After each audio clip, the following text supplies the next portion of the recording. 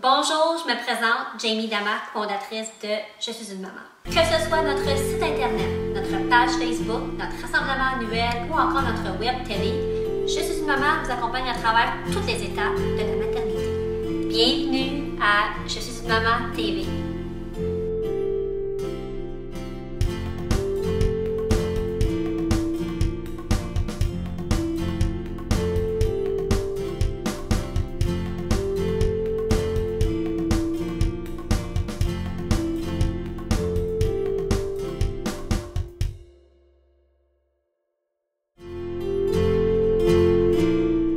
Bonjour, bienvenue à une toute nouvelle émission Je suis une maman TV. Aujourd'hui, émission toute spéciale pour le temps des fêtes. Des collaboratrices du site sont ici. On va parler de traditions familiales. Donc, dans le premier bloc, on va parler des traditions plus faites à la main. Marc-Claude Côte-Noire, maman à la maison également, celle qui est derrière Marie Délice, et Maude Goyer, journaliste et blog. Bonjour Maude, journaliste blogueuse pour Maman 24/7 sur Yahoo. Donc, parlez-nous de vos traditions familiales. On peut peut-être commencer avec toi, Marc-Claude. Oui. Moi, chez nous, en fait, c'est vraiment les pains d'épices. On fait ça depuis que je suis toute petite, avant Noël, avec ma mère. C'était la joie de pouvoir préparer la pâte, en manger avant qu'elle soit cuite. Donc, découper les petits personnages, choisir nos emporte-pièces pour pouvoir les faire. Et après ça, les décorer. C'est vraiment super mignon. Puis moi, dans le fond, j'ai décidé de le perpétuer avec mes filles. Donc, à chaque année avant Noël, on le fait là, peut-être 2 semaines avant Noël. On les prépare et tout ça. Puis c'est vraiment la joie, le bonheur pour les filles de pouvoir là, faire ça. Puis on utilise encore les mêmes emporte-pièces que j'utilisais quand moi j'étais petite. Ah, vraiment? Oui. Puis est-ce que vous faites ça pour vous? Est-ce que vous faites ça plus pour donner ou c'est plus activité? En fait, à l'origine, on le faisait vraiment pour nous. Puis l'année dernière, on les a amenés, on en a donné aux professeurs des filles, dans le fond.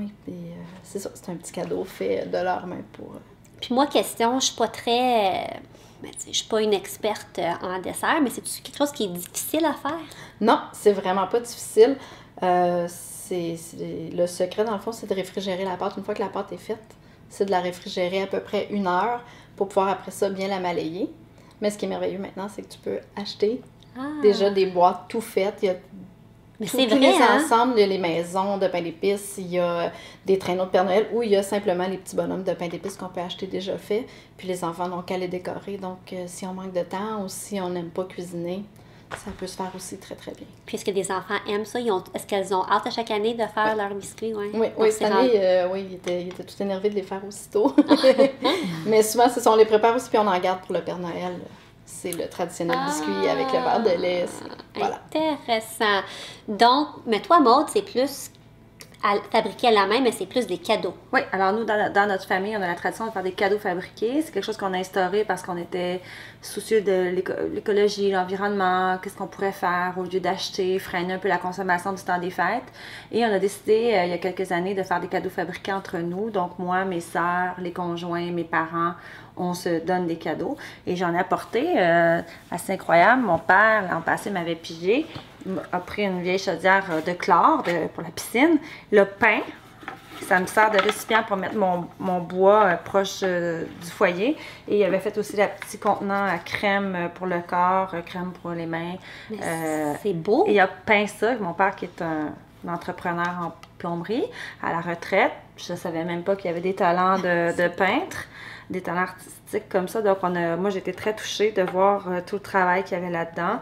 Moi, j'avais pigé ma sœur, j'ai fait des savons.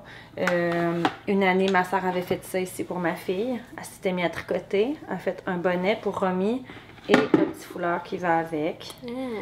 Donc, ça nous force à sortir des sentiers battus.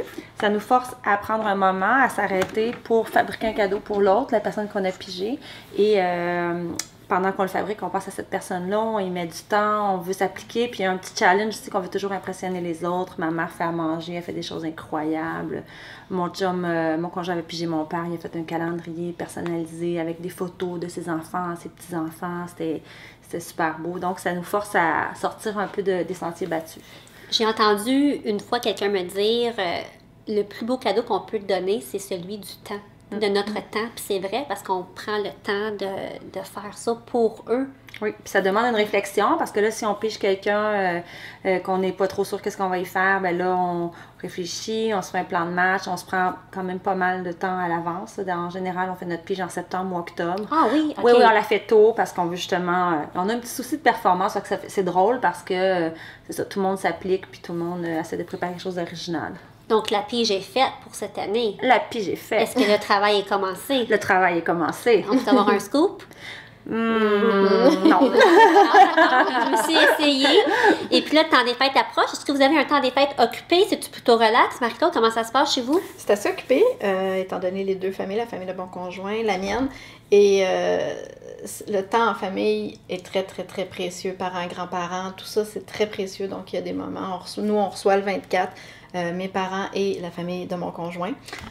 Puis le 25, c'est chez la grand-mère de mon conjoint. Donc ça, pour moi, c'est toujours important que mes filles puissent être avec leur arrière-grand-maman. C'est un gros souper de Noël, le dépouillement d'arbre de Noël. C'est vraiment... J'ai l'impression que c'est comme un Noël, qu'on recrée un Noël dans le temps avec la bouffe traditionnelle. Tout ça, c'est vraiment chaleureux, c'est vraiment le fun. Puis au travers de ça, on se revoit, là, la famille encore plus élargie, donc les oncles, les tantes du côté de mon père, tout ça. Donc oui, c'est assez chargé, mais toujours très festif et très familial. Et toi, Maude? Pas trop occupé. On essaie de faire une année plutôt dans la famille de mon conjoint, une année plutôt dans ma famille, pour justement éviter un peu les déplacements parce qu'on vit chacun dans deux régions du Québec. Donc on essaie de limiter puis d'avoir du temps à la maison et de profiter des activités extérieures. C'est vraiment pendant la période des fêtes que nous, on essaie de faire beaucoup de choses dehors avec les enfants. Merci beaucoup. Je vous souhaite vraiment de très joyeuses fêtes. Merci à toi aussi. Et puis après la pause, on continue d'autres traditions avec d'autres collaboratrices. À tout de suite. Nous sommes de retour, cette fois-ci avec deux nouvelles collaboratrices, Julie, qui travaille pour Mademoiselle Web, et Marianne, qui est la présidente et fondatrice de Coeva. Et on discute encore de tradition familiale. J'aime vraiment le sujet parce que avec nos discussions, on peut partager un peu des petites tranches de vie. Et puis j'espère que vous, à la maison, ça va vous inspirer à créer vos propres traditions familiales pour le temps des fêtes qui approche. Donc, Julie, raconte-nous ta tradition familiale. Ben moi, j'ai une tradition familiale culinaire qui vient vraiment de ma grand-mère, puis même, je pense que ça serait de mon arrière-grand-mère. Donc, c'est qu'on fait de la saucisse. C'est notre saucisse, on a notre recette familiale. Moi, je viens de l'Abitibi-Témiscamingue, donc ça fait plusieurs années que je l'ai quitté, mais mes grands-parents, ils ont vécu toute leur vie au Témiscamingue. Et puis, donc, on fait de la saucisse. Là, maintenant, je l'ai fait avec ma mère, mais je l'ai faite avec ma grand-mère, ma mère. Puis là, maintenant, c'est juste avec ma mère. Puis bientôt, je vais le faire avec mes garçons, c'est sûr. Mais la saucisse, okay. Ouais, on veut savoir pour déjeuner, des saucisses repas. C'est vraiment, nous, on le mange, entre autres, pour le repas là, du 24 ou du 25. Okay. C'est intégré au souper, mais ça peut très bien être mangé au déjeuner aussi. Puis c'est pas de la saucisse dans des boyaux, là. Ah. C'est vraiment, de la viande hachée, donc porc et veau. Puis il y a toutes sortes de trucs là-dedans, mais le plus important, c'est qu'il y a de la poudre à saucisse qui est là-dedans. Et on a déjà essayé d'acheter de la poudre à saucisse à Montréal et on l'a pas aimé, notre saucisse, cette année-là. Ça prend de la poudre à saucisse qu'on achète au Témiscamingue, à un endroit en particulier, au point où, quand on sait qu'il y a quelqu'un qui s'en vient en ville, on lui fait amener un petit sac de poudre à saucisse où on l'a déjà fait livrer par autobus. OK, ça nous prend notre poudre à saucisse. Et puis, à chaque année, vous faites ça, ça prend combien de temps à faire votre saucisse? Ben ça, là, premièrement, on peut pas être seul pour faire ça. Ah. Il faut vraiment être minimum 2 parce que, entre autres, on fait tout ça au moulin à viande, là.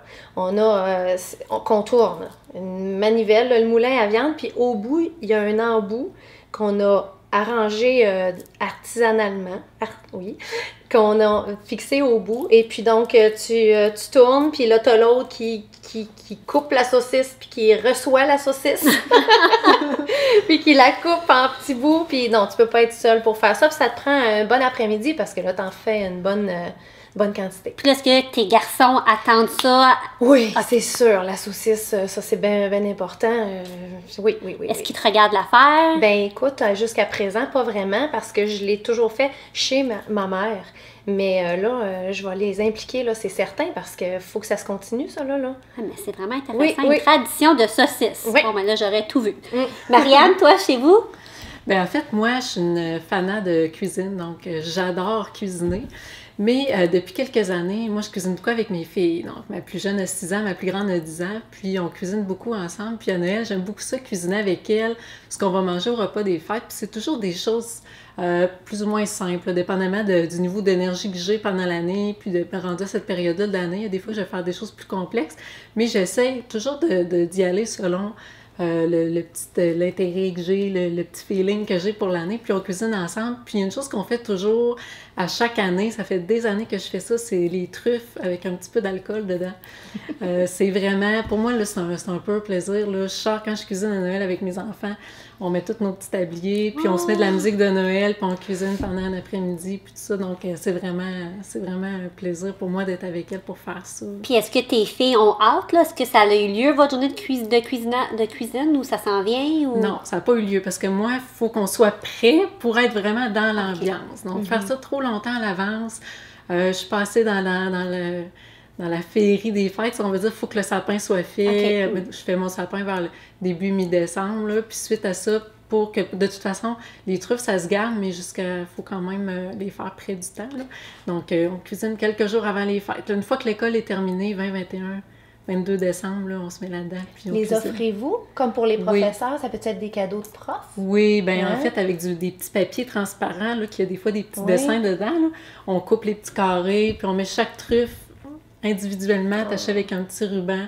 C'est vraiment super plaisant à faire, puis les rouler dans le cacao, tu sais, c'est beaucoup pour les enfants, on a beaucoup à toucher quand on fait ça, puis les enfants, ils aiment beaucoup ça cuisiner quand ils ont l'opportunité de toucher la nourriture, là. Fait que c'est vraiment un beau moment à passer avec ça, elles. Ouais. Puis de les donner aussi après, là, parce qu'ils sont fiers, parce qu'ils ont contribué. Donc, c'est vraiment super, ouais. Puis avez-vous un temps des fêtes occupé qui s'en vient, ou comment ça va se passer, toi, Julie? Nous, le Noël, ça va être bien occupé. D'habitude, c'est toujours chez nous le 24. On a le Père Noël qui vient nous voir, donc c'est vraiment très agréable. Puis par la suite, en tout cas, le 29, on s'en va au Mexique. Donc le jour de l'an, on va le passer dans le sud cette année. Oui, tant mieux. Oui. C'est super. Toi, Marianne? Ça va être tranquille. C'est souvent très tranquille depuis quelques années. Là, on n'a pas des grosses familles. Donc, on se fait des petits soupers avec la famille proche. On va prendre l'air un peu dehors aussi avant de manger. Puis on va un petit peu à l'extérieur, mais pas tant que ça. Là, on n'a pas beaucoup de familles à visiter, comme des fois les gens qui ont des grosses familles, qui ont beaucoup de visites à faire, là, qu'on passe du temps tranquille en famille, puis on en profite bien. Ouais, ben merci. Je vous souhaite de joyeuses fêtes. Merci, toi aussi. Puis après la pause, on va continuer dans notre thématique de tradition familiale et je vous présente une idée cadeau que j'ai découvert cette année. Puis je pense que ça ferait un très beau cadeau en dessous du sapin. À tout de suite. Poursuivons notre discussion sur les traditions familiales. Vraiment, aujourd'hui, c'est tellement intéressant d'entendre tout le monde parler. Marie-Ève, bonjour. Bonjour, Jamie. Marie-Ève, enseignante au secondaire en adaptation scolaire, également collaboratrice au site. Oui. Marie-Ève, partage avec nous ta tradition. Ben, nous, la tradition, j'aurais pu parler du bon Noël, j'aurais pu parler des vacances à rien faire, mais je me suis dit que, en tant que professeur, je devais avoir une petite vision humanitaire. Et à chaque année, ça fait environ 5 ans, qu'avec mon groupe, on s'organise pour faire, je dirais, une action communautaire ou ce qu'on pourrait davantage appeler du bénévolat, quelques jours avant la fin des classes, dans le fond, avant les vacances de Noël. Donc, on s'organise pour faire du bénévolat et l'année dernière, j'ai décidé de joindre ma fille à cette activité-là. Fait que ce qu'on fait, c'est qu'on va servir un repas dans une école primaire, un repas de Noël, finalement. Puis, ma fille 4 ans cette année, fait que l'année dernière, elle avait 3 ans. Puis, je me disais, es-tu trop jeune? Elle va-tu comprendre? Qu'est-ce qui se passe? Puis, je me questionnais vraiment beaucoup sur l'utilité, puis tout ça. Puis, finalement, j'ai décidé de l'amener avec nous autres. Ça a été c'est comme une partie de l'avant-midi, après-midi. Là, je dirais comme un 3-4 heures là, qu'on est présent là-bas. On remet aussi des cadeaux aux jeunes, un genre de petit kit persévérance scolaire avec crayon, efface, règles, un chandail de notre école, puis tout ça. Puis ma fille a eu vraiment, j'ai senti, tu sais, quand on dit tu pognes quelque chose, là, elle a vraiment pogné quelque chose. Elle a adoré ça, elle m'en parle encore. Puis je me suis dit qu'à partir de maintenant, ça allait être une tradition dans ma famille de dire, donnons aux autres. partageons l'entraide. Ces valeurs-là qui sont si importantes finalement, puis que c'est peut-être qu'on dit à nos enfants, ben c'est important, l'entraide, le partage, l'implication sociale, la tolérance, on les nomme ces valeurs-là, alors qu'on les applique rarement dans notre vie concrètement. Ça ne veut pas dire qu'on va faire des actions de bénévoles 50 fois dans l'année, mais au moins une fois, partager ce moment-là, participer, à laver les tables dans la mesure de ce qu'elle pouvait faire. Fait qu'elle lavait les tables, parce qu'on avait 2 repas, on servait 2 repas. Fait qu'elle lavait les tables, elle mettait les ustensiles, puis elle s'est vraiment donnée. J'ai trouvé qu'elle s'était vraiment impliquée. Puis je te dirais aussi que ce qui est beau de voir, c'est mes jeunes. Moi, j'ai des 15-18 ans. On a tendance à dire parfois les adolescents, tu sais, ils écoutent leur musique, tout ça, mais au contraire, une grande sensibilité, une grande vulnérabilité aussi de se retrouver dans une espèce d'environnement différent, tout ça. Ils ont été très généreux, ils ont été très gentils, très doux. Puis c'est comme ça fait 5 ans, et c'est comme ça chaque année. Et quand ils reviennent, ce qui ressort beaucoup, c'est comment ils se sont entraidés, comment ils ont eu du plaisir, comment ils ont vécu un moment particulier. Puis ça, je pense que de vivre, pas juste d'en parler, mais de le vivre, ça fait toute la différence. Je suis vraiment d'accord avec toi. Tu sais, souvent, on se dit, la vie va vite, on est fatigué, on n'a pas de temps pour nous. Mais nous, durant le temps des fêtes, ce qu'on fait, c'est on apprend à dire non. Dans le congé des fêtes, on a 2 jours minimum où on ne fait rien. On reste en pyjama et on est heureux là-dedans. Et puis, si on va jouer dehors, on met nos salopettes par-dessus notre pyjama et c'est vraiment... Tu sais, il faut apprendre à dire non. On peut pas toujours le faire, mais nous, durant ce temps-là, c'est ce qu'on fait, puis ça nous fait vraiment du bien. C'est une bonne façon de le pratiquer. Oui. C'est un bon temps. Et puis là, tu as également amené avec toi un objet. Oui. Est-ce que je le montre? Oui, oui. C'est finalement, c'est mon iPad que j'ai amené dans le petit case ici, dans la petite pochette. L'iPad, pourquoi? Là, c'est magique, un iPad. C'est magique, un iPad. C'est un peu la version techno, je dirais, de Noël. Si vous tapez, par exemple, Noël ou vous tapez Christmas dans la partie App Store, il y a de la musique, il y a des karaokés, il y a des jeux. Il y a tu peux faire des casse-têtes, tu peux faire des cartes de Noël. OK, donc c'est vraiment varié. Il y a plein de choses sous la thématique de Noël. Exactement. Puis, dernière chose, il y a même des petits jeux que, mettons, on download, qu'on télécharge en avance, que là, ils font des mises à jour. Ces mises à jour-là deviennent en version Noël. Puis, pour les vacances, ceux qui partent en vacances, par exemple, comme j'entendais tantôt au Mexique, nous, on part en vacances, c'est merveilleux. Dans l'avion, là-bas, elle peut jouer à plein de choses. Puis, dernière petite chose, techno, il y a aussi le fameux message du Père Noël, qu'on peut envoyer un message personnalisé à nos enfants. J'en parle sur le site. Oui, c'est ça, exactement ça. Moi, ma fille, l'année passée, elle avait l'impression que le Père Noël lui parlait à elle. PNP, Père Noël, vous pouvez aller voir sur Je suis une maman ou encore dans Google. C'est vraiment un site fantastique à visiter. Vraiment. Et moi, j'aimerais terminer avec une suggestion cadeau, parce qu'on a parlé beaucoup de tradition, mais également, on sait qu'à Noël, on veut des fois offrir un petit cadeau à nos proches, à nos enfants. Et ce livre que j'ai découvert tout récemment, c'est de alphakid.com. Et ce qu'on fait, c'est que sur le site, on peut vraiment mettre le livre à l'image de l'enfant à lequel on veut l'offrir, le livre. Donc, ici, c'est Zachary parce que c'est l'ami de mon garçon. Donc, le livre, c'est son titre qui est le personnage principal. Et là-dedans, il y a la reine, c'est sa mère, ses amis, c'est tout dans le livre. Donc, le livre est vraiment personnalisé. Une quarantaine de $. Mais quand on veut offrir de quoi différent, puis moi, la lecture, je trouve ça vraiment important. Et c'est un souvenir qu'on garde pour toujours. Donc, très bonne idée. Oui, Vraiment, c'est comme personnalisé. Oui. Donc, voilà ma suggestion du jour. Marie-Ève, merci. Ça me fait plaisir. Joyeuse fête. Merci, toi aussi. Et puis, à notre communauté, je suis une maman, je tiens à vous souhaiter de très joyeuses fêtes et au nom de toute l'équipe, profitez-en avec vos proches et créez vos propres traditions familiales et venez nous en parler sur Facebook puis sur Twitter. Partagez avec nous, on a hâte de vous lire et encore une fois, passez de très joyeuses fêtes. Bye bye. Une partie du décor a été commanditée par Sears Décor de Sherbrooke.